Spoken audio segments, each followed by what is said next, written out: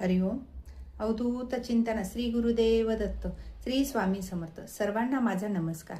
भोगी हा सण सगळीकडे साजरा केला जातो. मकर संक्रांतीच्या आदल्या दिवशी भोगी असते. 13 जानेवारीला भोगी आहे.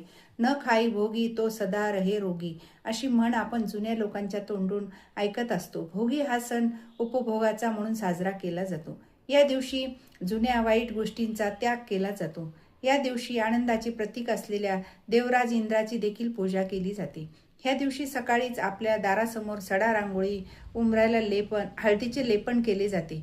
मंगलमय वातावरण तयार होते व घरात हा सगळे अभ्यंग स्नान केले जाते.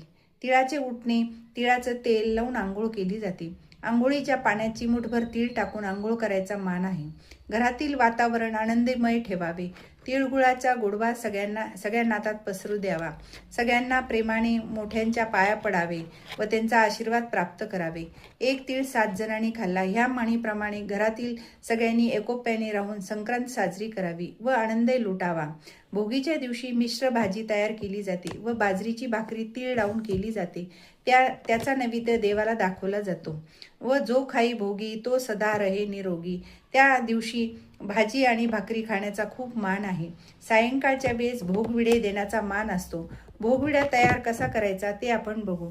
7 विड्याचे पान घेऊन त्यावर 7 सुपारी, लवंग, विलायची, हळदी कुंकू, तीळ गूळ हे त्या पानावर टाकून त्याला 7ही पानांना सुतवायचे आहे व 7 विडे तयार करायचे आहे व त्यातला 1 विडा तुळशीला, दुसरा देवाला व उरलेले 5 सुवासिनींना द्यायचे आहे. असे विडे दिल्याने आपल्या मागचे भोग निघून जातात व अडचणी राहत नाहीत, म्हणून ह्या विड्याला भोगविडा म्हणतात.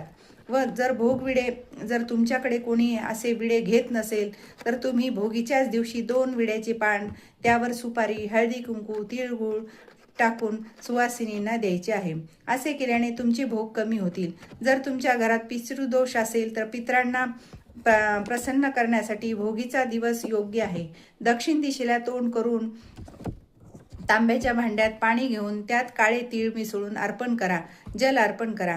करताना ओम पितृदेव भव हा मंत्र म्हणा. असे केल्याने पितृदोष नाहीसा होतो व पित्र आपल्यावर खुश होतात. श्री स्वामी समर्थ. माझा जर व्हिडिओ तुम्हाला आवडल्यास लाईक, शेअर आणि सबस्क्राईब करायला विसरू नका.